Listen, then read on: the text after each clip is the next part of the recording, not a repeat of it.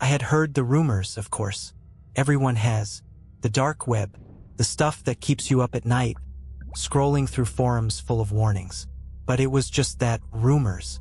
Until that night. Started out like any other evening. I was scrolling through some obscure Reddit threads and stumbled across a post. No title, just a series of random letters and a code. Couldn't help it. I was curious. The post seemed too strange to ignore, too cryptic to pass up. Felt like a challenge. And honestly, I'd always been the type to push boundaries. I clicked. A loading screen came up for what felt like an eternity, the little spinning circle taunting me. When it finally stopped, I was met with a new browser. This wasn't Google, it wasn't anything I'd seen before. This was different.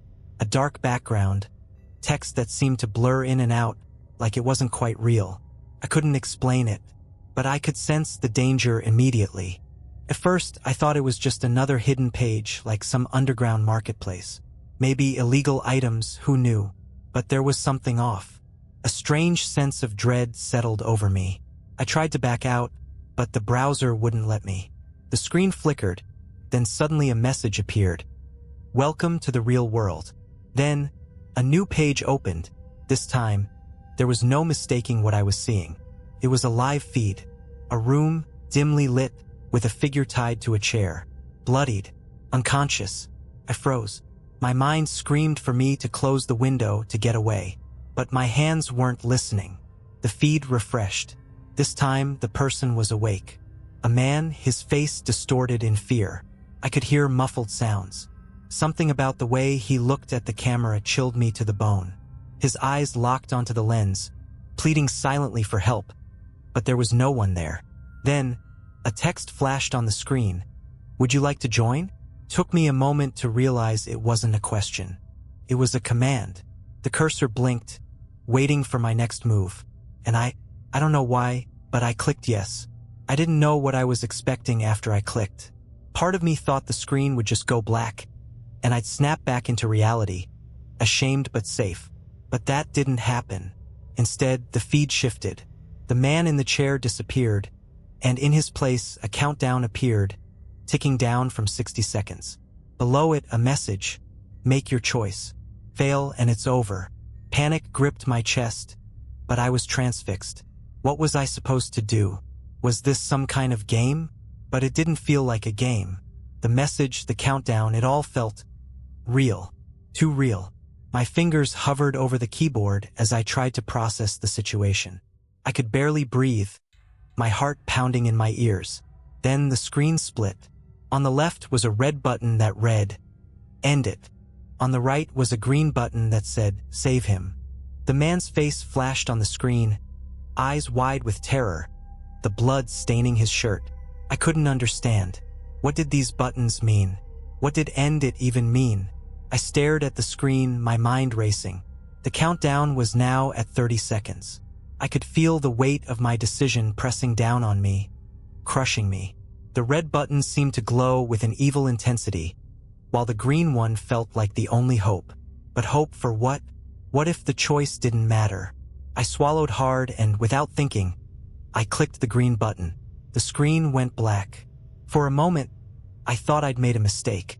Maybe there was no going back now. But then the feed came back online. The man was gone. A new message appeared. Not fast enough. Game over. I blinked. What was going on? I had tried to save him. I had clicked the only option I could live with. But now, I was just staring at an empty room. And then I heard it. A noise from behind me, low and almost imperceptible, like the creak of wood under the weight of something heavy. My heart skipped a beat. I turned around, but there was nothing there. My room was dark, the only light coming from my screen. I could feel something, though. The air was thick, charged. A text box appeared on the screen. Now it's your turn. The room seemed to close in on me. Something was wrong. Terribly wrong. I knew I had crossed a line I couldn't uncross. And then the feed updated again. It wasn't the room anymore. It was my own apartment. The camera was facing me. I froze. Who was watching me? I could barely breathe. The hairs on the back of my neck stood on end. prickling with an unexplainable chill. The camera, no, someone was watching me. How? Why? I looked at the screen again, my reflection staring back at me. It was clear now. This wasn't just some feed. Somehow they were here, in my apartment, the same room I was sitting in. I looked over my shoulder, but nothing was out of place.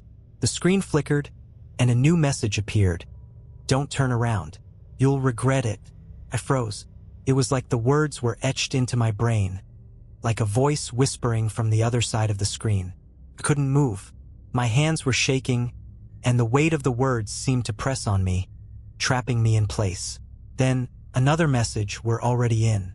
I felt my stomach twist into knots. I wanted to scream, but no sound came out. The darkness in the room seemed deeper now, as if the walls were closing in. My eyes darted around frantically, but every corner of my apartment felt like it was closing in, like it was no longer mine. Suddenly, a sharp knock echoed from the door. Knock! Knock! I stared at the door in disbelief. Couldn't be. No one had come to my apartment at this hour. My heart pounded in my chest, each beat louder than the last. The knock came again, more urgent this time. Knock! Knock! My hand trembled as I reached for the mouse, about to click out of the browser. But before I could, the door rattled. I froze, unsure of what to do. There was no way someone could be standing outside. There was no way they could be here. It had to be in my head. But the knocking kept coming. And now there was a voice. You shouldn't have done it, Daniel. I felt my blood turn to ice. My name, they knew my name. I hadn't told anyone, not even the stranger in the feed. But there it was, clear as day. I wasn't safe. The voice continued, but it was muffled, as if coming from behind the door. Let us in, Daniel. It's too late now. A chill ran down my spine. I felt trapped, like I had no escape. I couldn't even bring myself to look back at the screen. Then the message flashed, game over. But the game never ends. The knocking stopped. The room fell eerily silent. I stood there, staring at the door, paralyzed with fear. My thoughts were racing, my body frozen. I couldn't stay here. I had to move. But no matter where I went, I couldn't escape the feeling that they were still watching, that the game had only just begun. I didn't want to move. Every instinct in my body screamed for me to stay where I was, frozen in place. But the silence was worse than the knocking. It gnawed at me, like something was waiting, watching, listening. The voice that had spoken my name, it was still in my head. Let us in, Daniel. The words echoed like a mantra, an endless loop of terror. I didn't know what I was supposed to do, but I knew one thing for sure. I couldn't open that door. Not now. Not ever. But the longer I stood there, the more I felt something pull me toward it. I could feel a presence behind that door. It was like the very air around me had thickened, and the weight of it was unbearable. I knew they were out there, the people who were behind this, the ones who'd been watching me. And somehow, I was sure they could hear my thoughts, see my every move. Then the door handle turned. I froze, my heart leaping into my throat. Couldn't breathe. Couldn't think. The room spun around me, and my feet felt like lead. It wasn't possible. Couldn't be happening. I hadn't moved. I hadn't done anything. The door creaked open slowly. My blood ran cold. A figure stepped inside. It was a man, tall, cloaked in shadows, his face obscured by the darkness. He didn't speak. He didn't need to. His presence was enough. My body locked up, unable to move, unable to run. The figure raised a hand, pointing directly at me. The air felt heavy, suffocating. I couldn't look away from him, even though every fiber of my being screamed to flee. Another message appeared on the screen. Did you think you could stop it, Daniel? I wanted to scream, but no sound came out. My mouth was dry, my limbs numb with fear. I felt paralyzed, like a deer in the headlights, unable to move, unable to even blink. The figure stepped closer, his hand still pointed at me, his shadow stretching across the floor. I wanted to run, but I couldn't. You should have never clicked, the man said, his voice low, almost a whisper. It sounded distorted, like the words were being spoken from deep within the earth. Suddenly, a sharp pain shot through my head. It was like 1,000 needles stabbing into my skull, a soundless scream ripping through me. I clutched my head, but I couldn't escape it. I couldn't move. "Your life is no longer yours," the figure said, his voice growing louder, more menacing. "Welcome to the real game, Daniel." Then everything went black. I don't know how long I was out. Felt like hours, days, maybe even longer. But when I finally came to, I wasn't in my apartment anymore. I was on a cold metal table, strapped down, my hands bound tightly to the arms of the chair. I couldn't move. I couldn't speak.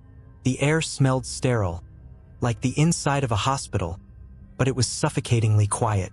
My body felt heavy, every muscle aching, and my mind was racing, trying to process what had just happened. I tried to sit up, but the straps around my wrists and ankles kept me firmly in place. Panic flooded my chest, and I tugged at the restraints, but it was no use. I was trapped. A door opened to my right, and I froze. The figure from before, the man, stepped into the room again. This time he wasn't alone. There were others with him. Shadows.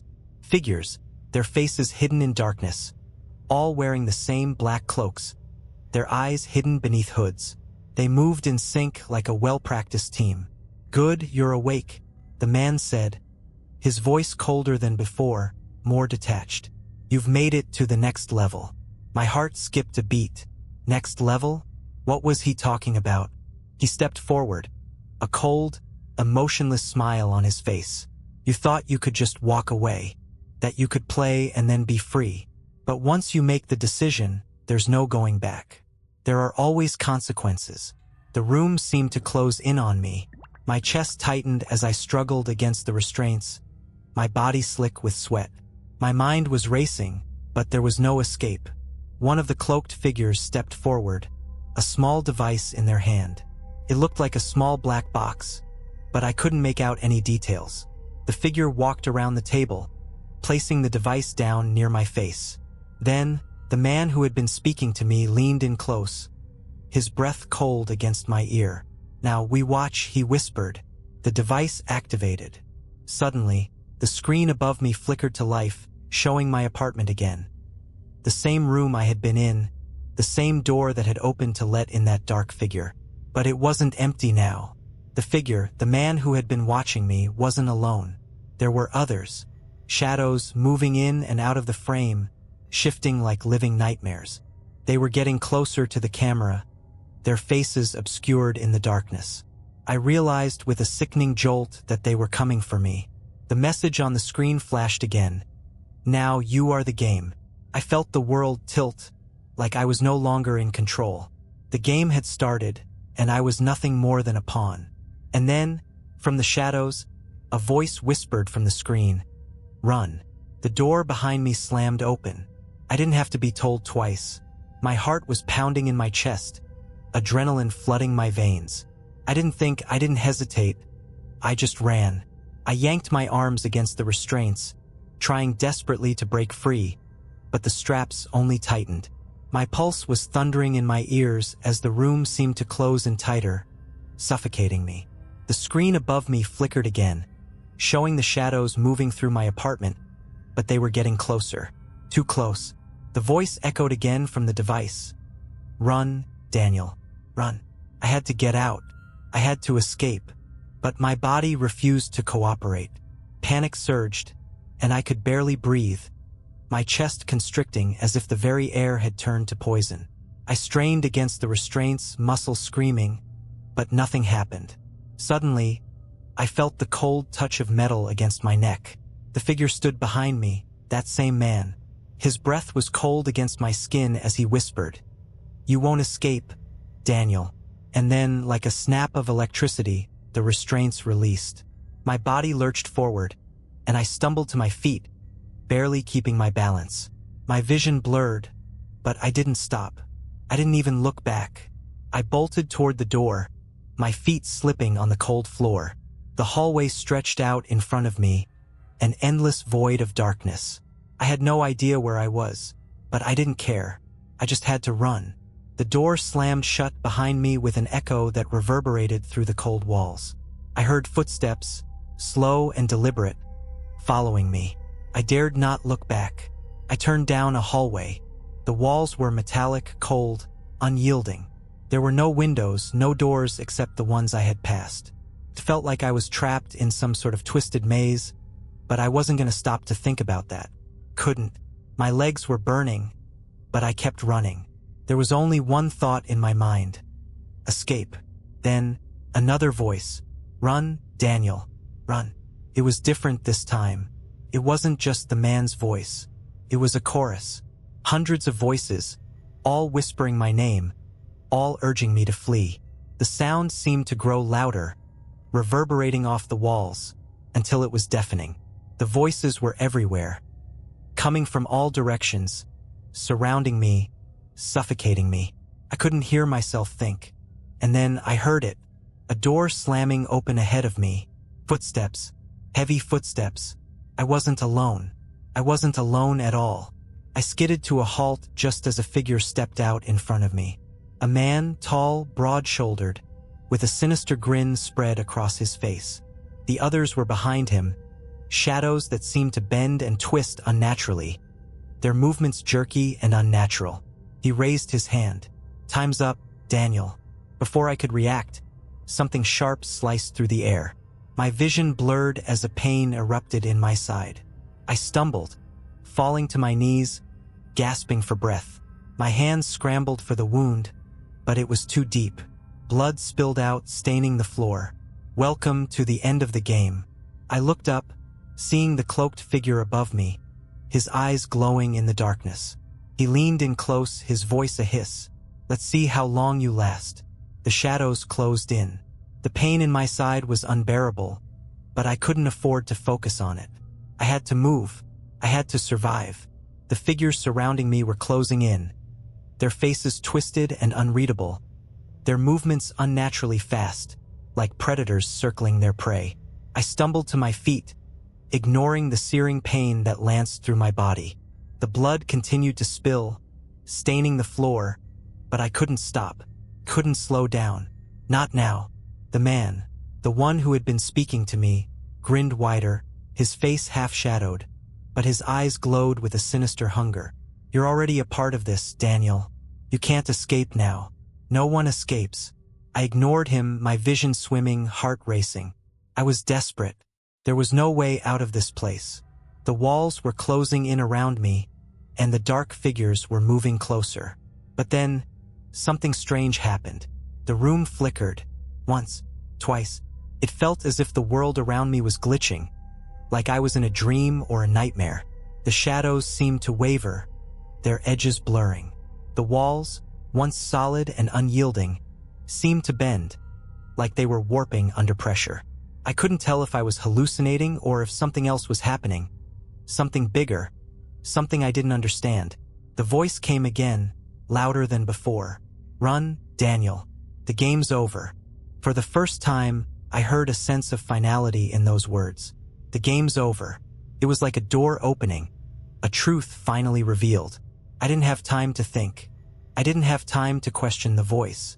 I just ran. Not toward the door, not toward the shadows, but into the center of the room, where the air was thick and vibrating with something. Something that felt like power, like life and death tangled together. And then, as I ran, I did the only thing that made sense in that moment. I screamed, a sound that tore through my throat, primal and raw, a cry for help. I screamed for everything, for everyone I had ever known, for myself, for anything that could stop this nightmare. As soon as the scream left my lips, the room collapsed. The shadows disappeared, and the figures around me vanished into thin air. The walls crumbled, the ceiling fell, and everything around me disintegrated into a blur of darkness and light. And then, there was silence. Absolute, oppressive silence. I didn't know how long I had been unconscious, but when I opened my eyes again, I was back in my apartment. The same room, the same dim light, the same reality. I wasn't tied to a table anymore. I wasn't trapped in some hellish maze. I was free. But as I looked around, I noticed something. The screen on my laptop was still on. I hadn't closed it. I hadn't logged out. And now, in the middle of the screen was one final message. Remember, Daniel, we're always watching. The screen flickered once, twice, and then the cursor blinked. It was over. Or was it? Did you like these stories? Write in the comments. And please write what you didn't like. It will be useful for me to know your opinion. And I will improve my work. Thank you. Subscribe to my channel and click the bell so as not to miss new stories. I try for you.